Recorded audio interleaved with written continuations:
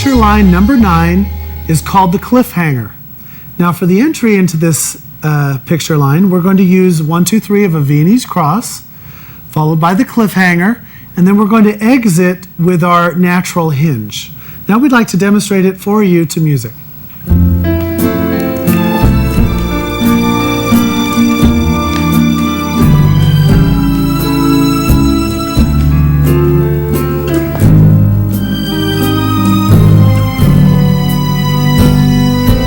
Now for the man's foot positions.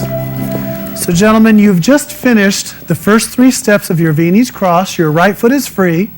So you have back right, back left, swiveling to the side, pointing the right foot, which is your cliffhanger. Then of course you transfer weight side right to go into your natural hinge.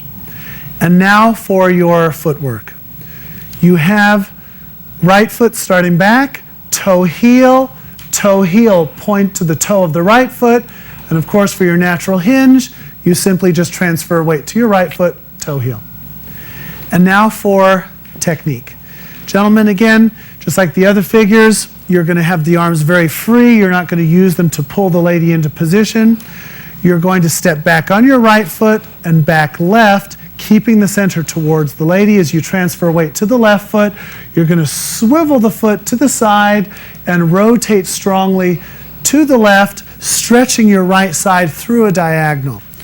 Now, in this particular position, there is a change of position which we call wing position, which I will demonstrate after Heather shows the lady her part. So I'd like to demonstrate that from a different angle, starting into the cliffhanger. So we have back right, back left. I'll lengthen up through the left leg, stretching strongly to my left, rotating slightly left, and then of course I can transfer weight back to the right foot for my natural hinge. Now I'd like to invite Heather back to show us the lady's part. And now the lady's foot positions for this figure. So we've just danced the first 3 steps of the Viennese cross. We're going to step forward on the left foot, forward on the right foot, and forward on the left foot. Then back on the right foot. Left foot's held in front of the right foot without weight. And now the footwork. From this position we have heel, toe, toe, and then from here we dance toe heel of right foot, and then just outside edge of the toe of the left foot. And now the lady's technique for this figure.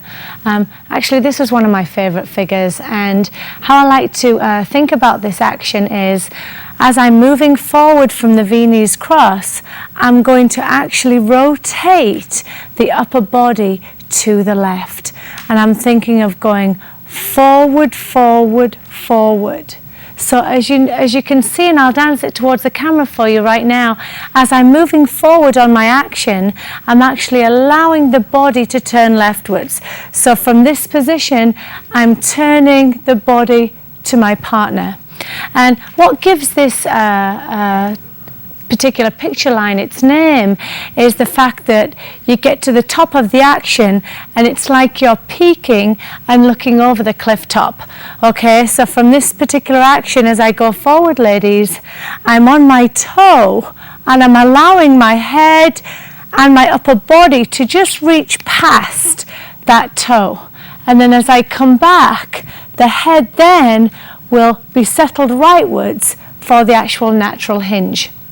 And another thing that I want you to do, because we've actually syncopated this action, it can be done many different ways, but because we've chosen to syncopate, I want you to feel, because this is quite fast, that you're thinking very, very much, ladies, of picking up and feeling your center dance backwards as you dance forward. And so I'm going to actually invite Victor back so I can demonstrate this action for you. So hopefully, with a side view of the body position, you can actually see what I'm doing through my center, and then we'll change the actual position for the camera. So I'm just going to do a loose hold so you can actually see the position. So I'm going forward, forward, forward. And you can see my head and body are poised quite forward over that left toe. Now, what I want you to make sure you don't do, ladies, because this is quite a common fault, is that you reach, but you stick your bottom out. So what I don't want you to do from here is go like this and go to reach, but leave everything else behind. So through that reaching process, I'd like you to think of picking up through the center, elongating and stretching through the upper spine, and then responding more through the upper body, not by shaping and breaking and reaching forward and leaving the hips behind. So I'm moving forward, ladies. I'm going forward, toe, toe. I'm peeking over Victor's left arm, and then from here I'm going to lower into my left leg and shape to the right. Now, continuing on. Now, gentlemen, as we've mentioned, we're keeping the center towards the lady for the first 2 steps, back right, back left. Now, what I'd like to point out to you in terms of getting into this position, the wing position for the cliffhanger, is that we need to change lanes. So I'm going to back the cameras to illustrate this point. Now, what I'd like you to think of, gentlemen, is that you're in lane 1, the lady is in lane 2. As I step back from right foot to left foot, I'm going to focus, as I step back, on moving very gradually into lane 3. Okay, what that will do, it will let the lady stay in lane 2 as she bypasses across my body.